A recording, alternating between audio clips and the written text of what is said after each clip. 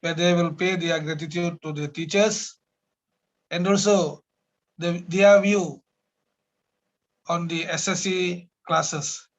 Before we start our program, let us welcome our President, Brother Sugu, to say one or two words. Sairam, Brother Sugu. Sairam, 2 words ready.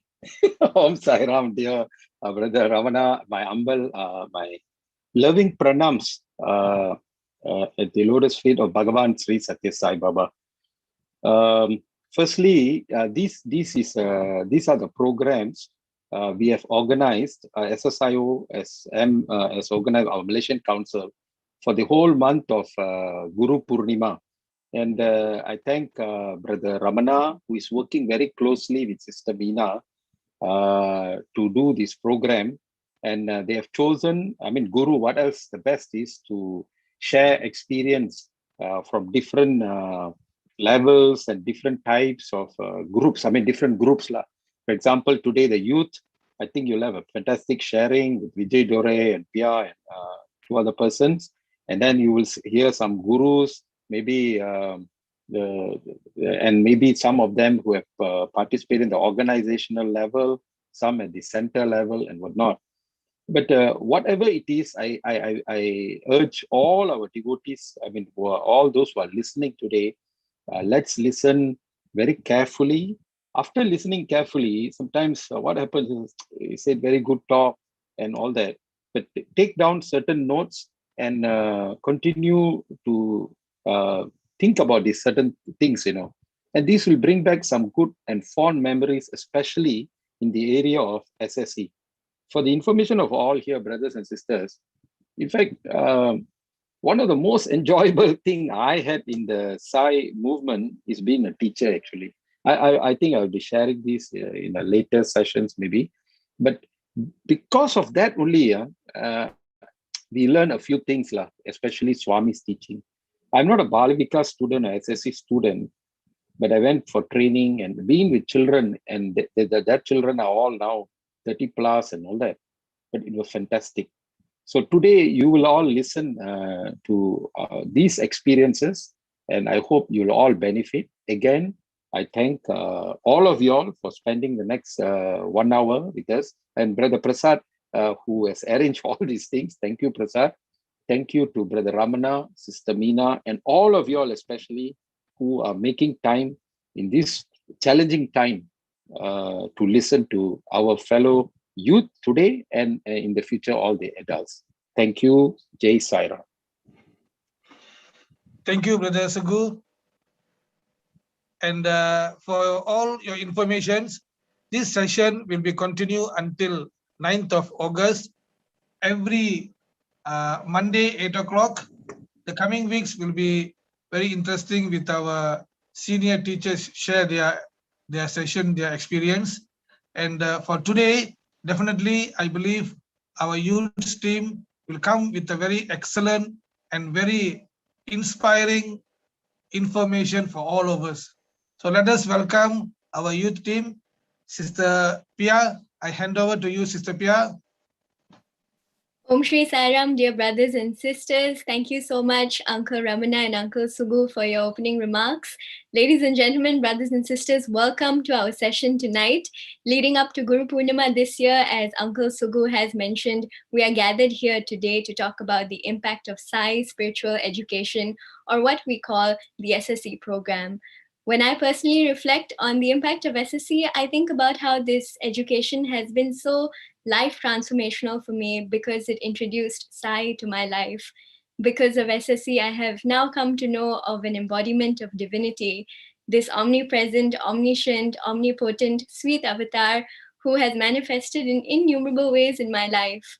On some days, he comes to me as my cheerleading mother who encourages confidence in myself.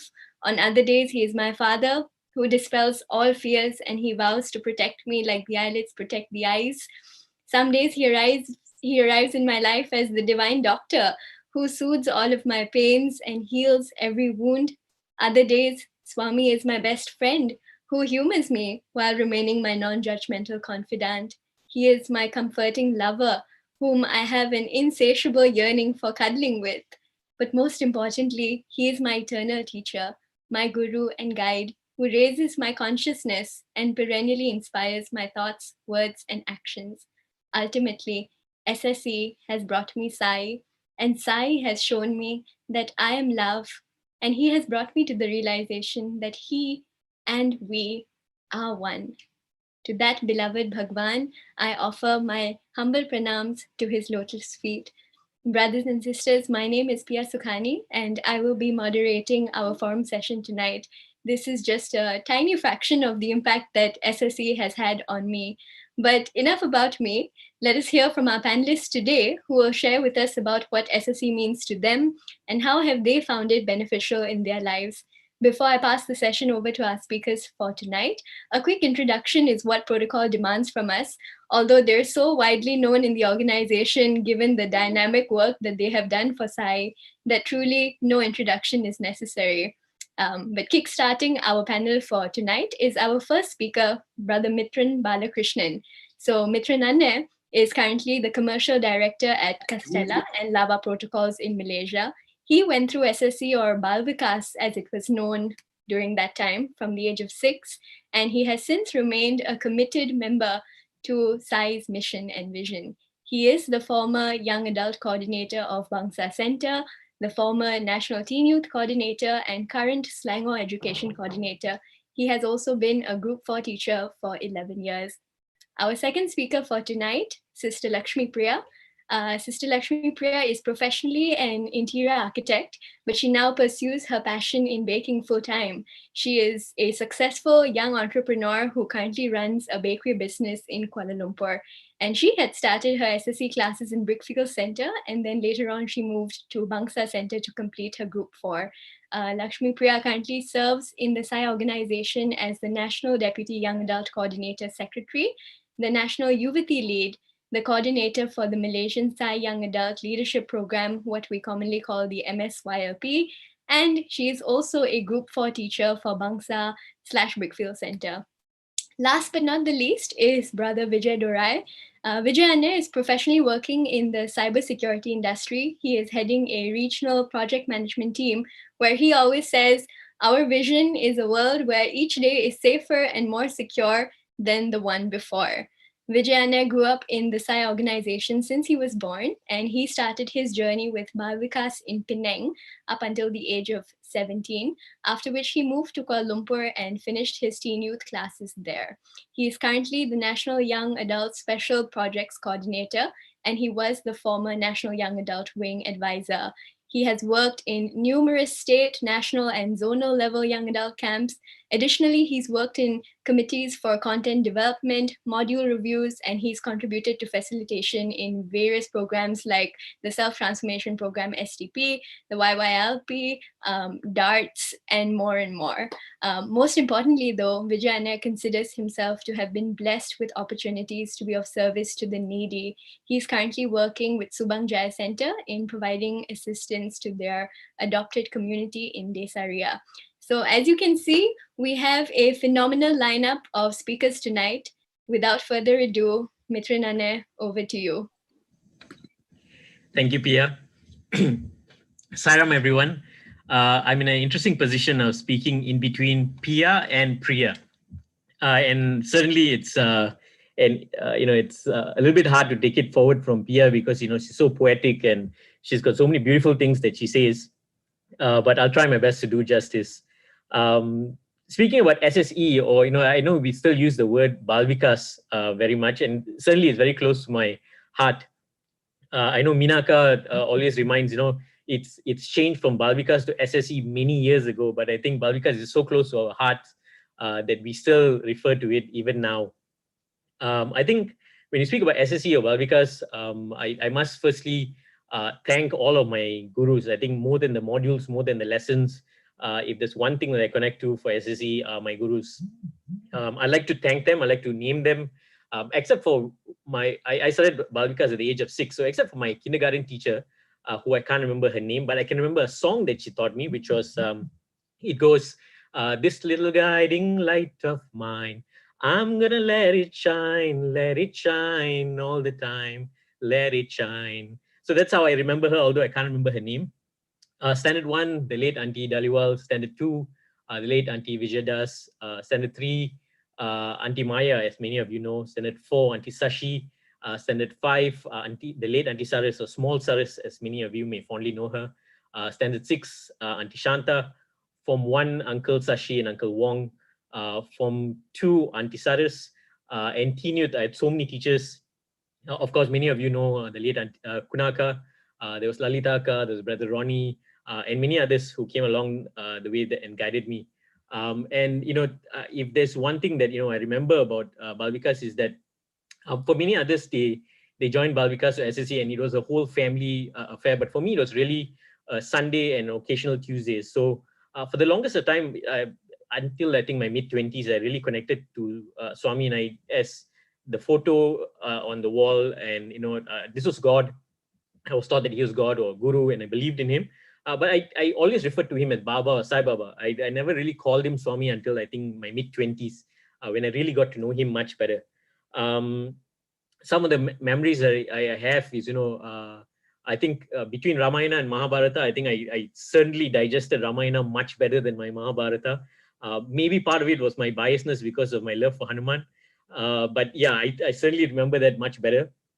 I still remember the moments of learning the Brahmapanam, the food mantra in Standard 4. I think some of the things that I remember, in everything that we go through in SSE and Balvikas are the various different opportunities to go on stage to act, go on stage to speak. And I think one thing that really helped me, I think, is, that some of you may know that, I've had the chance to act in theater and a little bit of TV, and a lot of that came from Balvikas. And, one of the things I remember is I acted as Rama once. I can't remember at what age I was Rama. It was such an embarrassing experience being Rama at that point of time. Although I felt I was like the main actor just waiting to break the bow in that scene. But throughout the entire practice and the actual the actual show, my friends were making fun of me because as many of you know, I'm not the tallest of guys. So the Sita next to me, unfortunately, was the tallest in the class. So imagine looking up to Sita like that, and it was a little bit of a crush on my ego, even at the age of 9 or 10. But these different things, I think they really had a huge impact on my life. One thing I think that really helped with my confidence, I think, was the public speaking. I used to do a lot of the Bahasa Malaysia, or Bahasa Melayu, as they used to change it then.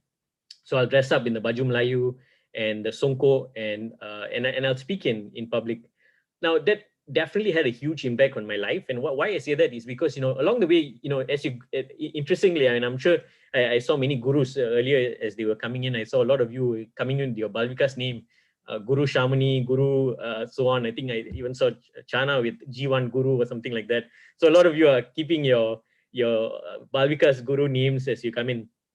And, one of the interesting things as we go along is, as you get older, you also realize that some of your children start to become even more shy. The children who were previously very brave, and you can't stop them from being able to come in front and act and speak. But as they get into group 3 and group 4, they suddenly become shy. You need to almost beg them. You need to persuade them to come and speak in front of everyone.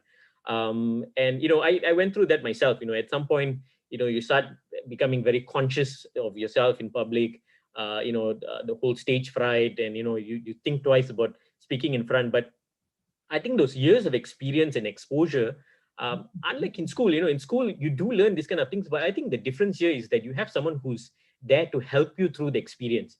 It wasn't just about performing well out there, but, they sat with you, they made sure that you were comfortable, they made sure that you walked through the entire experience. And I think more than anything, more than, I kind of mentioned that earlier, more than the syllabus, more than the lesson plan, was the love and experience that the gurus had with me. And I think that had the biggest impact on my life. I mean, to think of one experience, I think there was a time when I was 16 and 17, during coming towards SPM, and I had a very tough time with my studies.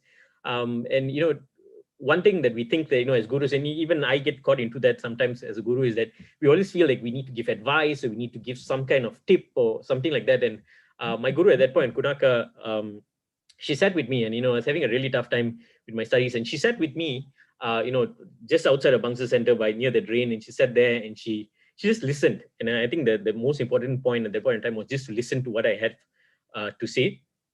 And for those who are familiar with Bangsa Center, when we have Mahashivaratri, we have the Yagna, and how we have we can offer the various different items. And one of the things that was that she told me to do is to write down all of my fears and all of the wishes that I have, and to offer that into the fire. And then I was like, are you sure you can do this? And then she said, don't worry, if anyone says anything, you just say that I said to do it.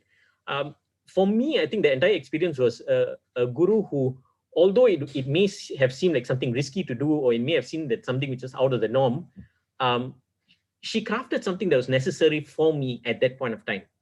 And that, I think, was the beauty in having the gurus in my life. I know very often we talk about the process of coming up with the module and the lesson plan, and without doubt it is important.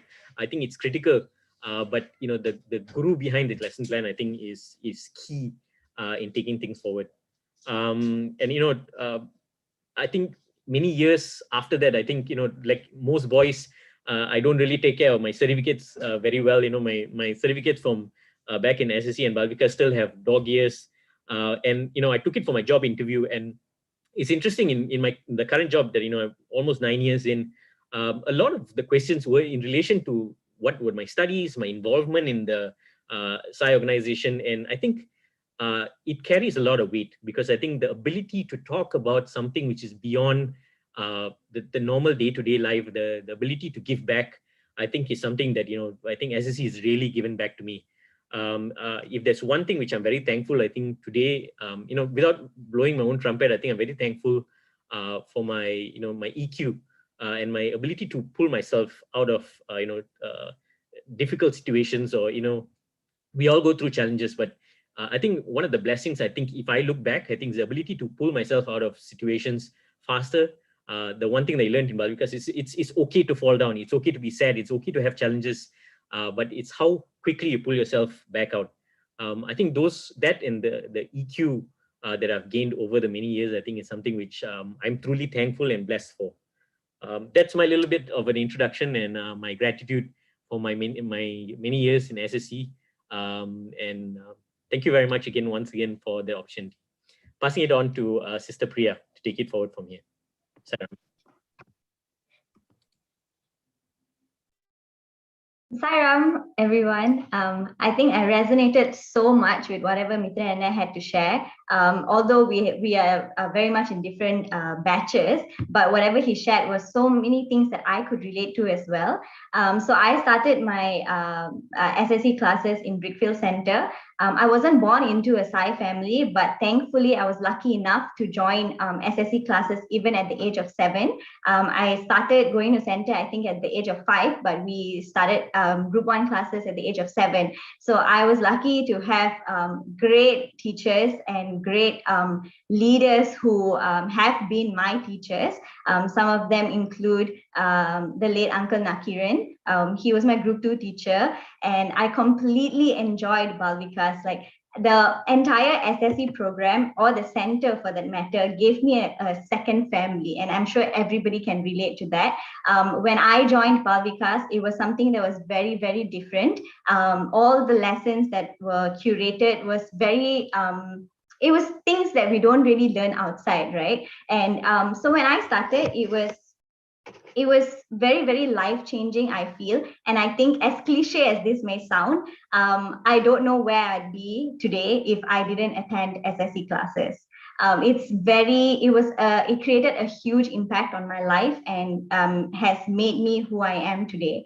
So as I was saying, group 1, group 2, and group 3, I was in Brickfield Center with late Uncle Nakiran, with Auntie Surya, Auntie Rajesh, and a few of them. But then when I moved on to group 4, we had combined classes with Bangsa Center, and that's where I had a great strength of teachers like Mithran and and Roshni Akka. Actually sitting here right now, being on the panel side, along with Mithran, who was my teacher, is extremely, is a very overwhelming feeling, because he is somebody that I really looked up to. And the fact that I'm sitting here with him, sharing similar stories as him, is very, very heartwarming.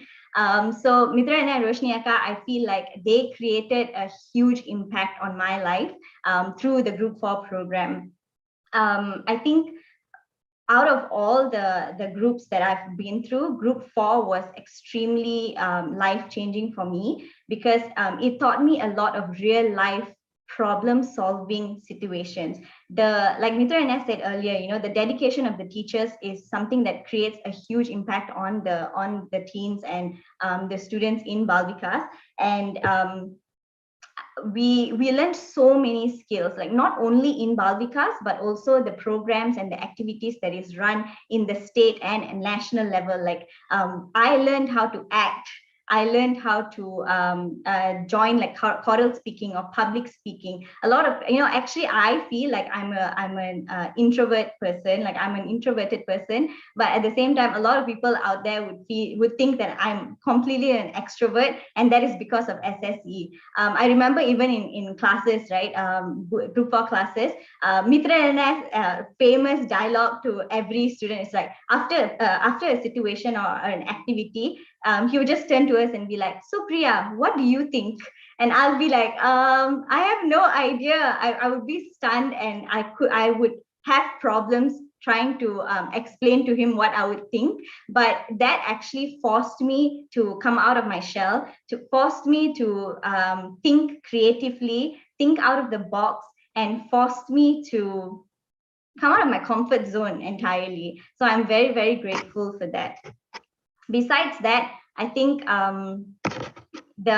like I said again, the teachers play a very, very important role, and the role models that I looked up to throughout in the organization has made me what I am today. And the fact that I saw so much of how do I put it? Like it's just, I can't even find the right words to express how I feel about going through the SSE classes. Besides that, I think that sorry, 1 second.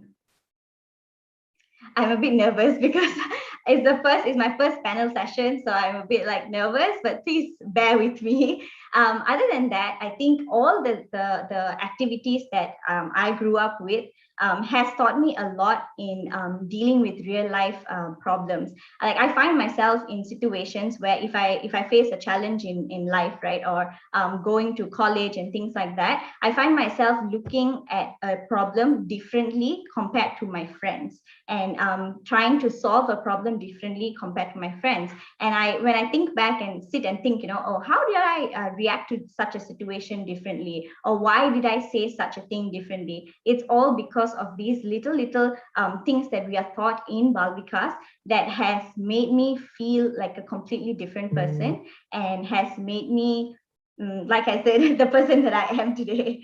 So I think that's about me, and I'll pass over to Vijay. Thank you, Sister Lakshmi Priya. Sairam, to all respected SSE gurus, parents, students, and all my brothers and sisters. When I was looking at who was joining, I saw Auntie Anbu Madhavan in the call. And it was a great feeling for me because you know, she was my first guru.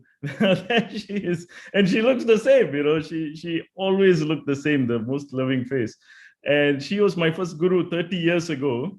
Auntie Anbu and the late Uncle Madhavan, they were my first gurus. So I pay my humble respects to both of them as I start this session today.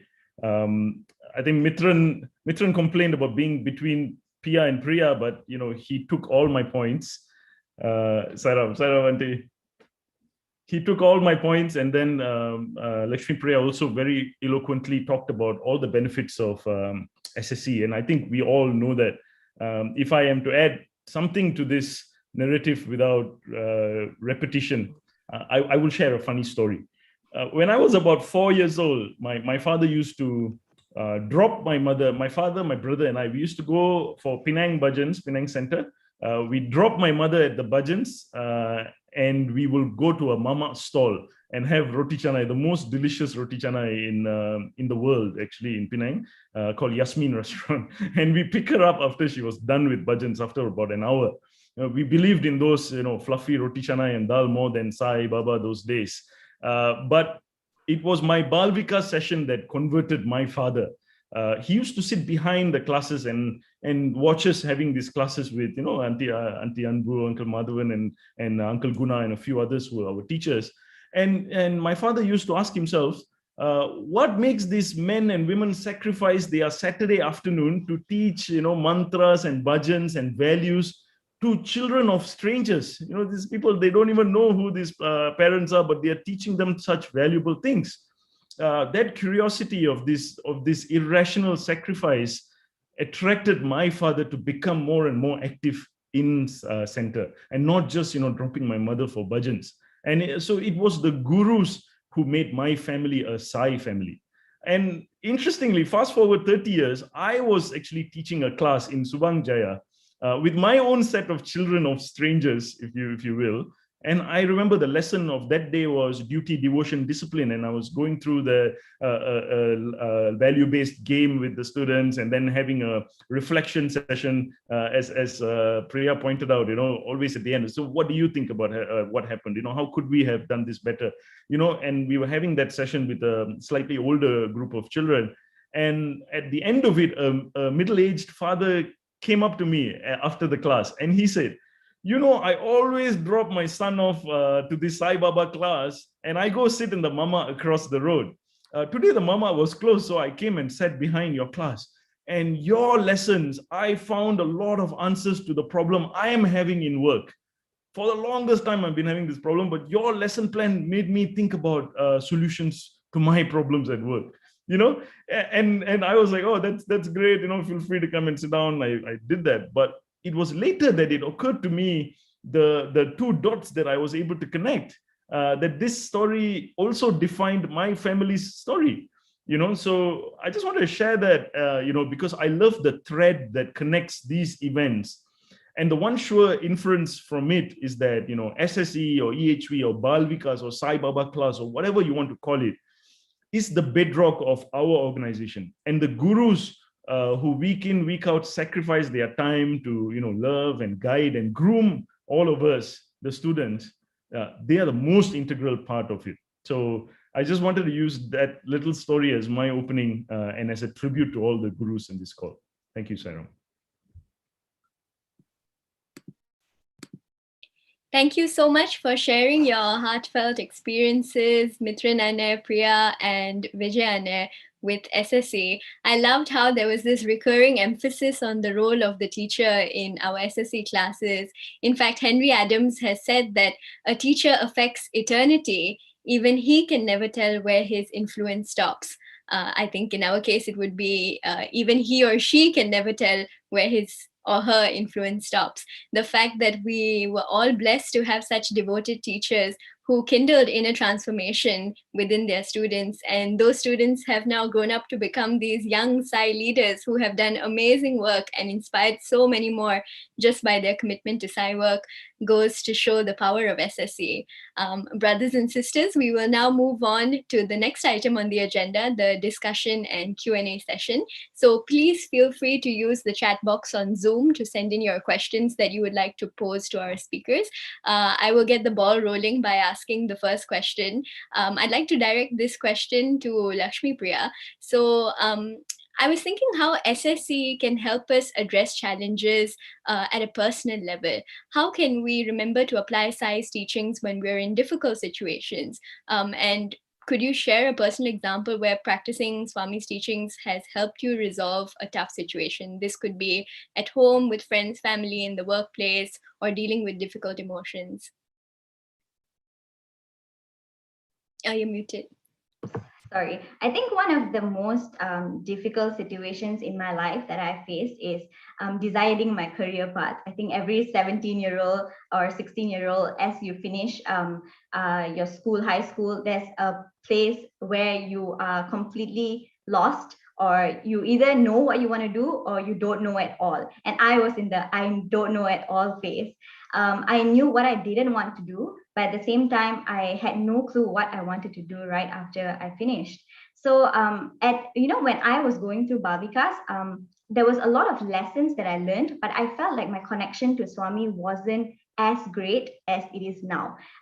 Of course, the entire SSE was filled with, we were fully packed with, oh, Swami is this, Swami is going to guide you, Swami is going to do everything. But I never really resonated with the Swami of it, the Swami part of it, but I took all the lessons down. So when I was finishing Bhavikas and I was trying to figure out what I wanted to do, I think the repeated lesson that kept coming back to me was to let go and surrender to Swami so that he can pave that path through for me. So when I finished, like I said, I had no clue what I wanted to do, and somehow or rather, this whole degree called the Bachelor of Arts Interior Architecture came into my mind. Okay, I don't know how it came, but it did. So when I got, I did my degree, it was very stressful, very tough. It was the toughest phase because I joined something that I had no clue about, but at the same time, I only knew that I wanted to complete it and not quit.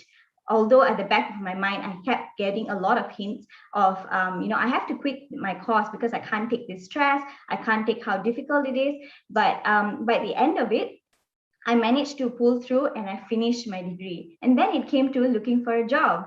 All my friends who had graduated got a job except me. I was the only one bumming around, not knowing, if I should apply for a job in the first place, because I knew by the end of my degree, I knew that I didn't want to pursue that anymore because it just didn't relate to what I wanted to do. I wanted to do something where I felt was strongly resonating with me, which was helping people. And in a way, when I help people, I can earn money through it, So I was trying to think of all sorts of things, but I couldn't think of anything.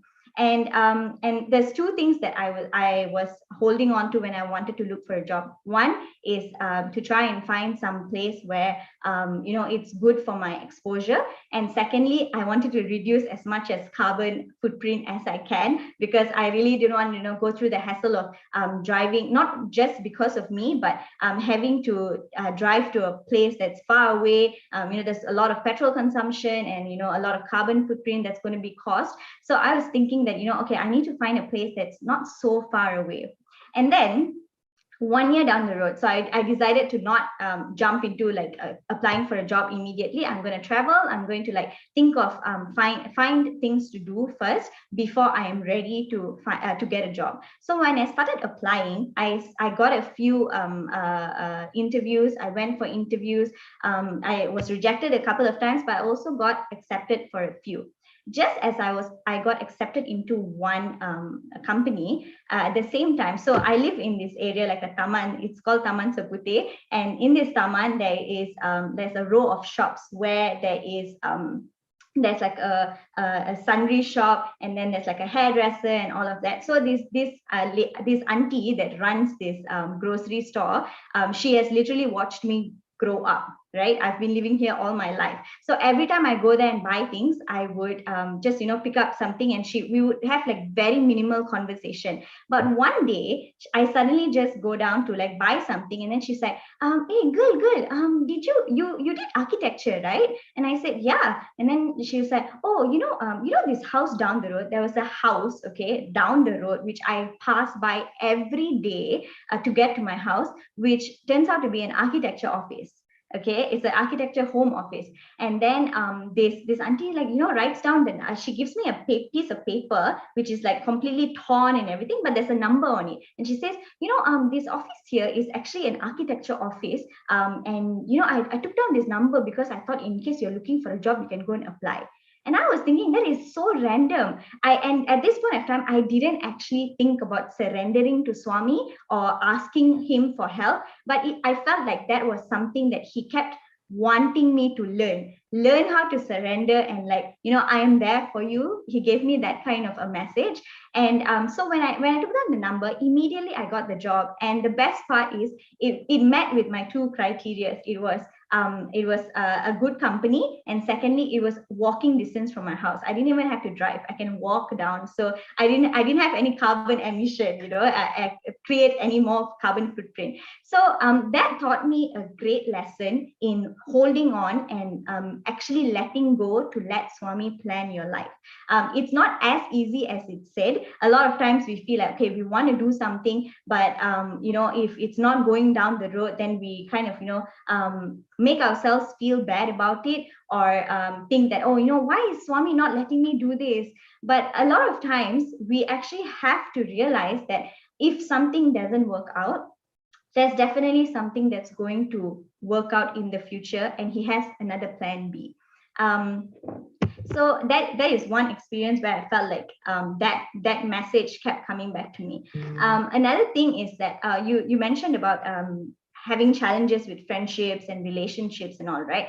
So another message that I feel was very in my face was this quote by Swami that he said, if you can't change a situation, try to change your reaction to that situation, or your response to your situation. And I remember, Pia, you shared with me this story a couple of I think months ago. Correct me if I'm wrong, but I'm just going to quickly narrate that story. I think you were having trouble with your boss in your ex company, if I'm not mistaken, and she was she was being very rude and snappy at you, and you were just you and your colleagues were very annoyed at how she was reacting to you. And what Pia decided to do was she couldn't do anything about the situation. But what she decided to do was go home and start Ho'oponopono for this particular boss.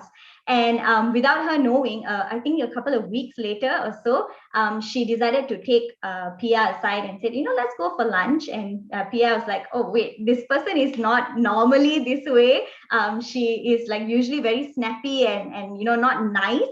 But this person decided to take me out for lunch. So she took her out for lunch and explained that she had randomly explained that she had personal problems that she was facing, and that's the reason why she was being snappy and difficult at work. And when I thought about this question, I was thinking about this story because it completely reflects on how when a situation arises and we completely have no control over it. There's only one way to do something about it, or to look at how we can do something about it, is we don't have control over it. But what we can control is how we respond to it, how we think about it, and how we can frame our minds to deal with those challenges.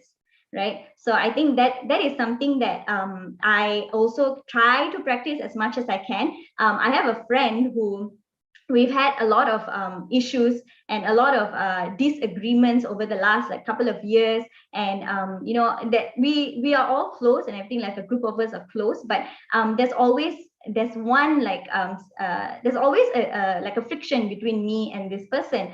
And I realized that I started to practice this a lot more, and I used to tell myself, okay, you know what, if this person is annoying me a lot, it's a guy, so he used to say things about me, and although we are friends, he used to make fun of me in a negative way. And I used to be okay with it, yeah, haha, it's funny and things like that. But eventually it started getting a bit too much, and I felt like, you know what, this is not cool, and I needed to put a stop to it. But I'm really not a good enough person to tell the person to the face and say, can you stop talking to me that way? I find myself I think that's very, very difficult for me to to tell somebody that, but I decided to change how I looked at it. So even if he says something about me, I would, just tell myself that, you know what, maybe he has his own issues that he's going through. Like he has some insecurities that he is facing in his life that, he's kind of just projecting it outside. So I decided to tell myself, okay, I can't really change the situation, right? But I can change the way I react to him. So I started to ignore what he would say, and eventually we kind of just lost touch.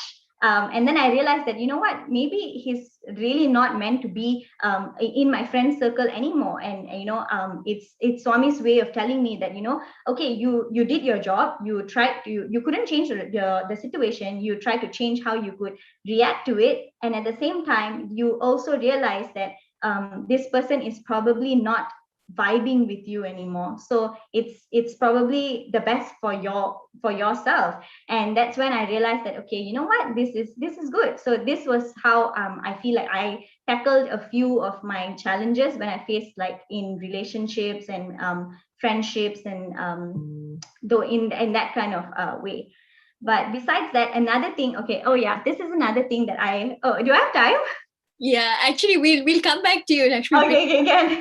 For now, I think we have so many questions pouring in. But thank you so much for such a heartfelt sharing, and nice to see that my experience featured in your response. Ho'oponopono was something that Lakshmi Priya mentioned quite briefly. It is a Hawaiian traditional method of healing for those who are unaware of what Ho'oponopono is. It's a very easy technique that we can all use whenever we're struggling with difficult situations. Just affirm these 4 statements. I'm sorry, please forgive me, thank you, and I love you. So thank you so much for sharing that wonderful technique, Lakshmi Priya. The next question is for Mithran Anne. Anne, how should we deal with challenges slash potential concerns of institutionalized Sai spiritual education? And we have a tangential question to this from Sister Chahana. She says, as gurus, we're bounded to be Sai's instruments. However, as individuals, sometimes we may have differing views to Sai's teachings or what the institutional stance is. In such situations, what should gurus do? What should we do? Interesting question. Firstly, I must qualify. So before I, come across as, hypocritical in responding to it, probably those who are familiar with me, you probably know me as the long-haired guy, or the guy who is hardly clean-shaven, or the guy with the earring. So that if we go by the typical rule book, that's probably goes against the discipline as it's normally defined. But let me just go back a little bit, take a step back, to see why Swami emphasizes on a lot of disciplines. If I were to call it, or I relate to it, is really the disciplines. Swami says, discipline means the observance of certain well-defined rules. And what he says is, without such regulation, it's not possible to maintain humanness. And such regulation contributes to the glory of human existence. That's how he's put it across. If I look about it in what I go through, I've got 2 young kids, and one thing that I keep coming across when it's dealing with children in particular is that as much as they love joy and running and playing and screaming, they actually silently crave discipline. They crave a certain amount of routine, or a certain way of doing things, because they may not know how to articulate it in words, but they actually crave for this.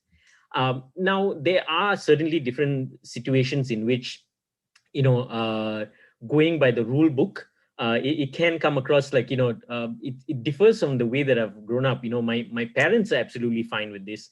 The circle of friends, the circle of community that I've grown with are absolutely fine.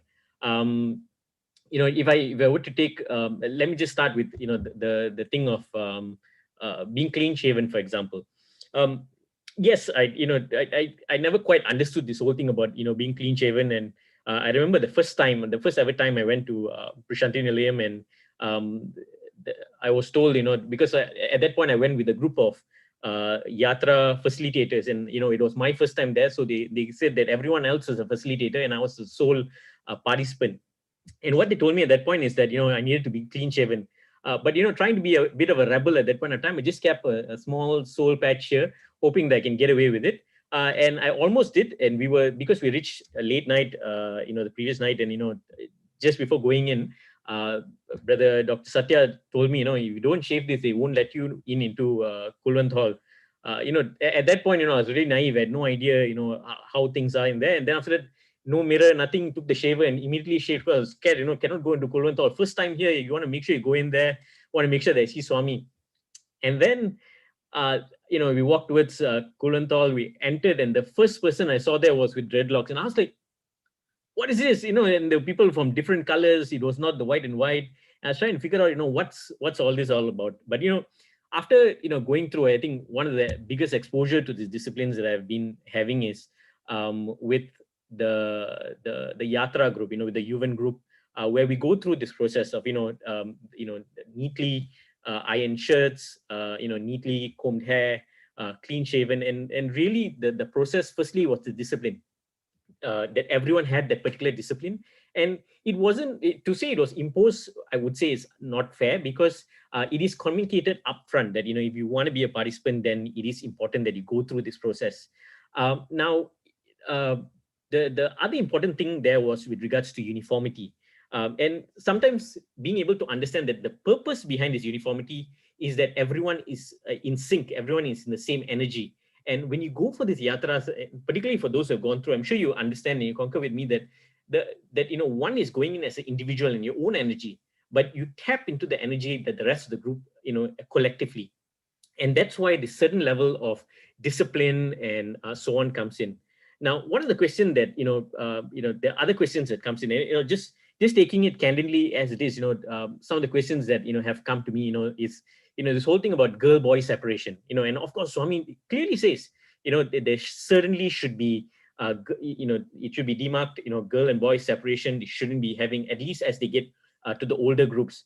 And without doubt, as I became a guru, that's something that I certainly emphasize as well, as much as possible. Sometimes when you're in a class with two people, then of course it's a bit hard because you've got one on the left and one on the right. But I think beyond the rule of girl-boy separation, I think it's important to understand the spirit behind why this is put into place. If we're trying to do this with the idea that the girl-boy separation will ensure that they don't get to know each other, and therefore nothing with regards to relationship is going to be happening, we must be kidding ourselves. Because more advanced than us, they have social media, and all they need is to know someone's name. And they immediately are connected to each other on social media. So you can keep enforcing the fact that you cannot talk to each other and everything else. And if you're trying to do it in a very mechanical way, without helping them understand the purpose behind it, then you're just going to force them down that path. And but the rule of why that is necessary is that beyond anything, at very minimum, the last thing we want to do is provide that platform to encourage it. But I think we also need to recognize the fact that, the children that we're going through are just normal human beings. They have their hormones, they are going through a certain phase, and it is part of their growth. But it's important for us here to understand what they're going through. It's I don't mean it in a way that we need to drop down the levels of discipline, but we need to be empathetic towards what is it that they're going through. Empathetic doesn't mean, saying, okay, all right, next 10 minutes, y'all can mingle with each other. Not that. But being able to understand where is it that they're coming from and being able to address their questions. Let's not shy away from those questions. I think one of the most powerful things, that I've gained from SSE is the gurus were able to take the difficult questions. Let's not hide behind the fact that, Swami said this, so just don't. We can't go around with that anymore. Maybe it may have worked with my batch, maybe those older than me, but it doesn't work anymore in that way. We need to make sure that we help them understand why it's important to go through that, this separation. Why is it important to go through that? While they may not get it today, they may not get it tomorrow, over time, they'll be able to understand the purpose behind these rules that are there. I think it's very important that, as we go along, that, in looking at these different disciplines, in looking at the different rules, in no way am I saying that we need to dilute this. Swami has a reason why it's there, but also it's important that the same way that Swami has a general communication when he gives, a speech, it's very important to understand that he also sometimes communicates on a one-to-one in interviews, and those advice is very particular for certain individuals. So to understand that, when a child comes to us and we're trying to do that, we need to be careful that we're not, enforcing these guidelines, these rules, as we may call them, in such a way that we are forcing our children to start living dual lives.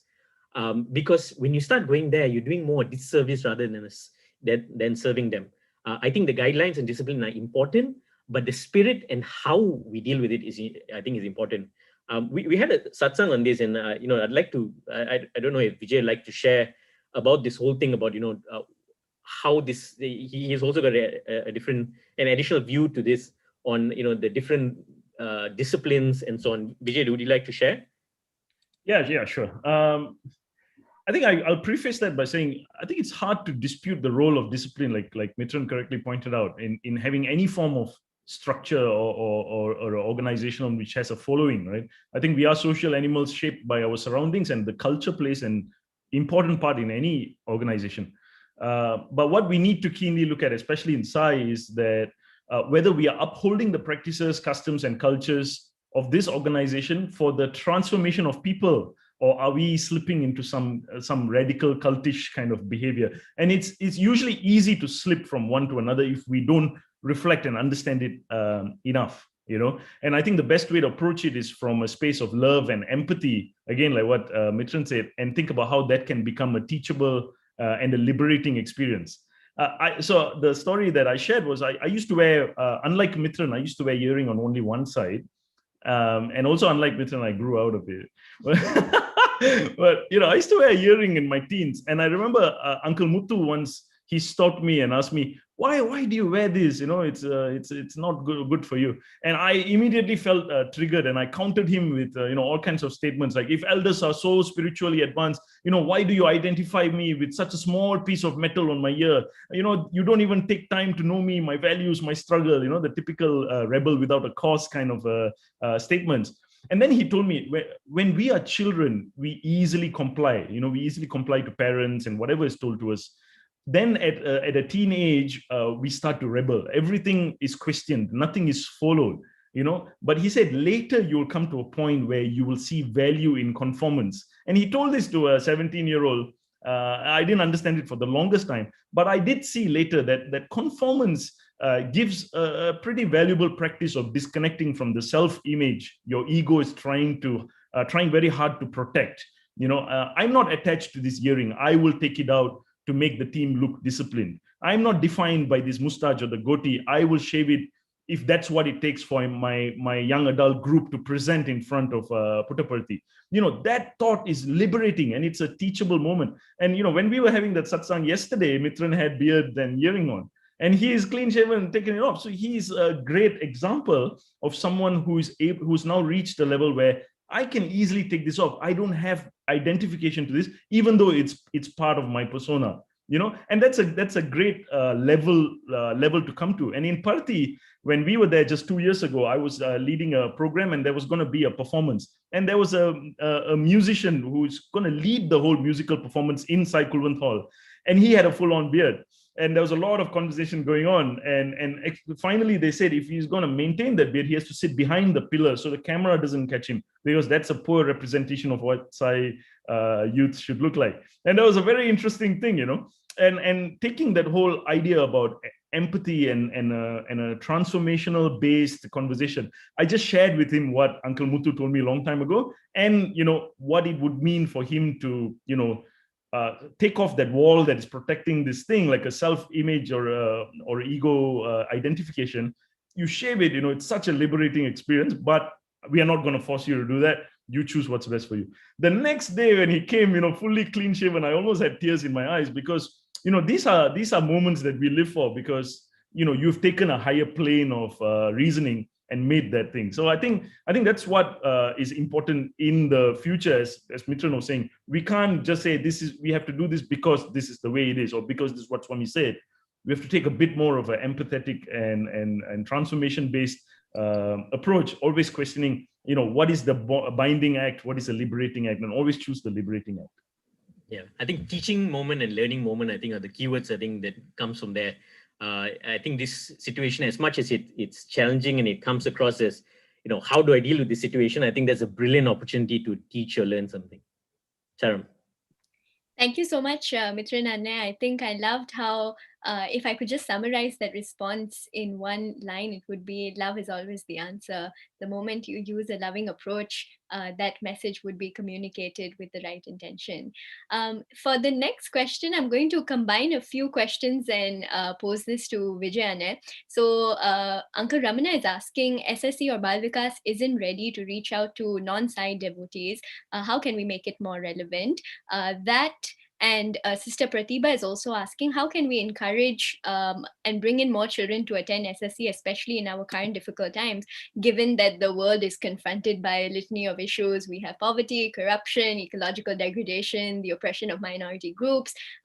These are truly troubling times when we see how large structures of power really perpetuate or sustain inequality. And how can someone who's gone through SSE resolve such real world issues? And how relevant is SSE, given that this is what our world looks like right now? We're in this demoralizing period of a global pandemic.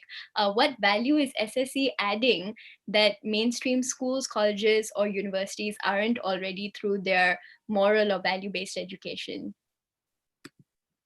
Right, that's a lot of questions.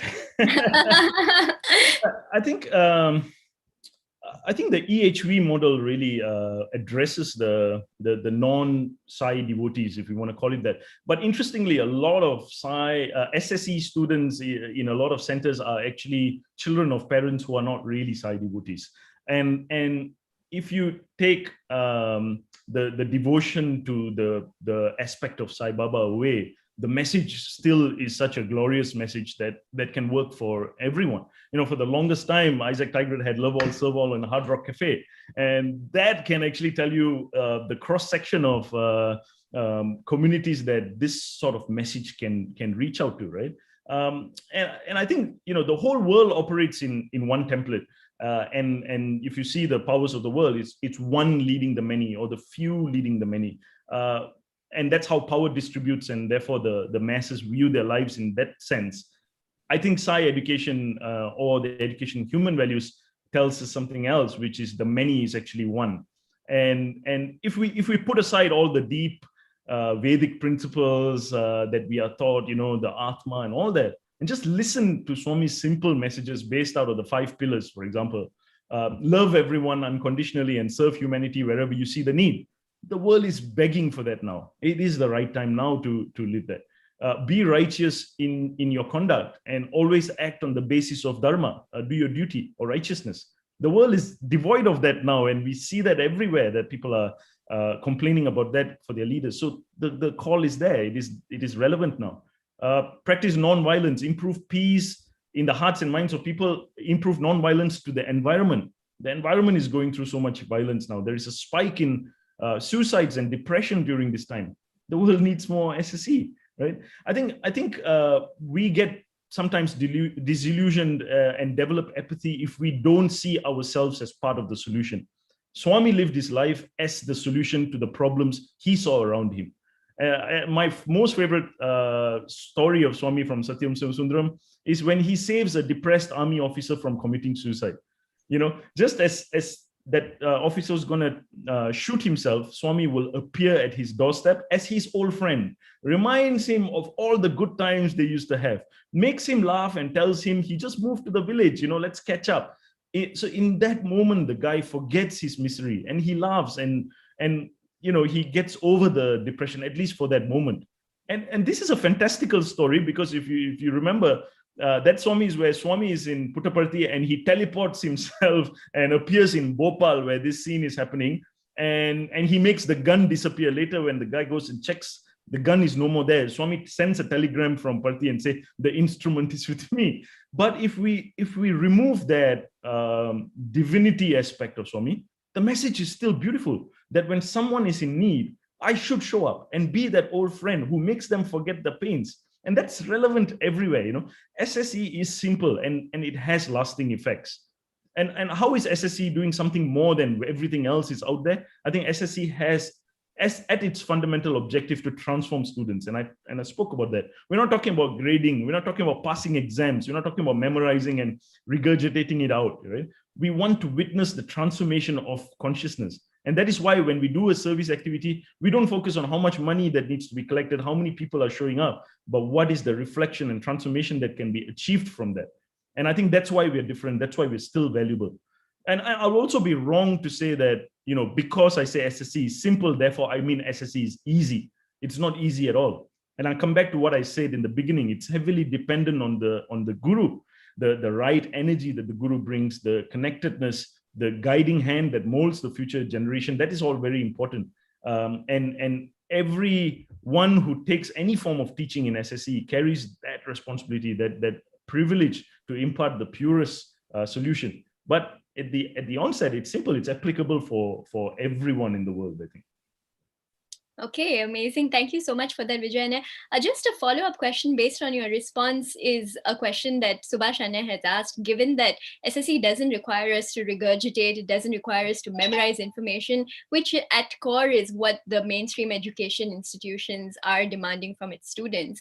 So when parents think about sending their children to certain classes, they're likely to prioritize academic excellence over SSE.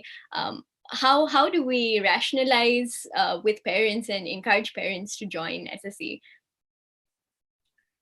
I would take a stab, and of course others can add on. I think, I come back to that funny story I told in the beginning, right?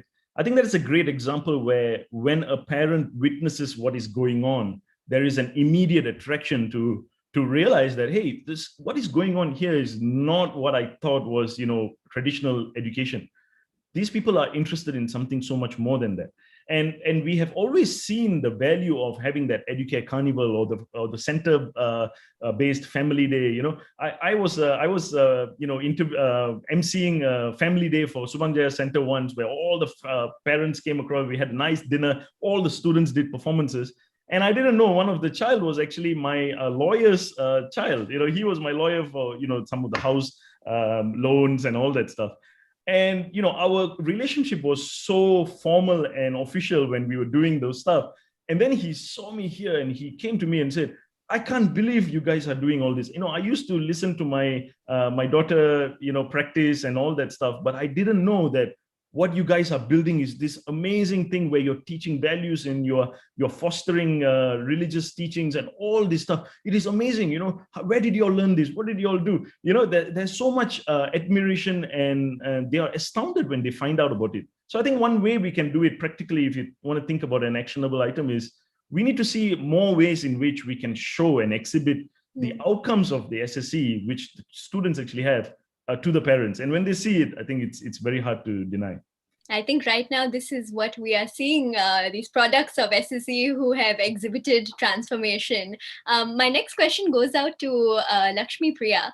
This is a question from Saranya, and I'm also going to combine Dwarka's question with it. So what are some important values or qualities that a teacher should uphold throughout their teaching career, their teaching journey? And how do we stay patient as gurus when we have difficult students?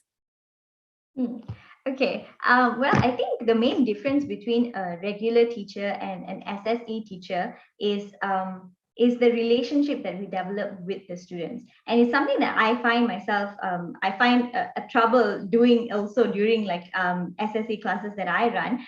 But this relationship that is formed between the student and the teacher is something that will go far. Besides that, I think a quality that the teachers these days have to kind of hold on to is to be as real as possible. Talking about Mithran's question, the challenges that we face about, trying to look like a perfect SAI teacher or SAI devotee in a whole.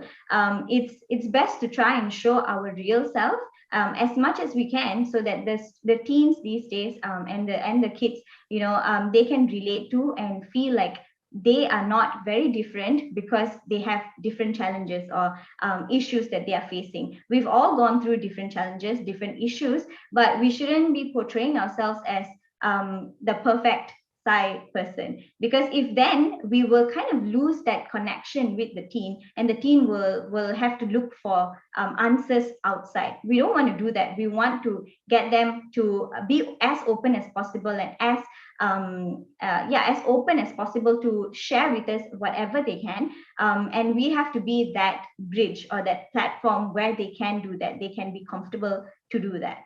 So I think that is one very important quality that an SSE teacher should hold. Anyone else has any other answers? I think we can hear more from the other speakers and integrate their responses. We will take one more question. Mithran, Anna, I'd like to direct this question from you. Sometimes as gurus or teachers, we may develop an ego that we are teaching someone else. How can teachers/gurus keep their ego in check? Yeah, I think there was some of the biggest lessons I had when I first had the opportunity to start teaching. I used to be a little bit nervous because I had some of the smartest students in my class.